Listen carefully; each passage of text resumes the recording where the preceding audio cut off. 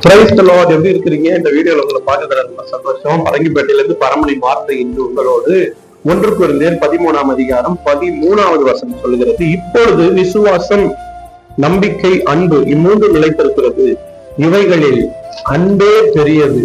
எது பெருசுன்றாரு? விசுவாசம் பெருசா, நம்பிக்கை பெரியதா, அன்பு பெரியதான்னு பார்க்கும்போது 3 நிலைச்சிருக்குப்பா.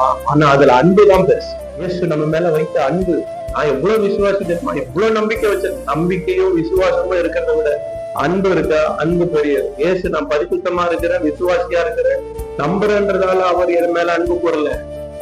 வசனம் சொல்லுகிறது, ரோமர் 5ஆம் அதிகாரம் 8ஆம் வசனம் எப்படியா சொல்லுகிறது, வார்த்தையின்படி நாம் பாவிகளா இருக்க கிறிஸ்து நமக்கு மரித்ததினாலே தேவன் நம்ம வைத்த அன்பு விளங்க பண்ணினார்.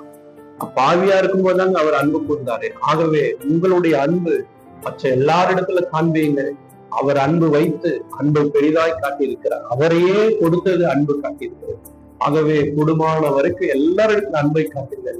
அந்த அன்பை பரலோக தேவன் பார்க்கிறார். செபிப்போம். அன்பின் ஆண்டவரே, இந்த நேரத்துக்காக செபிக்கிறோம்.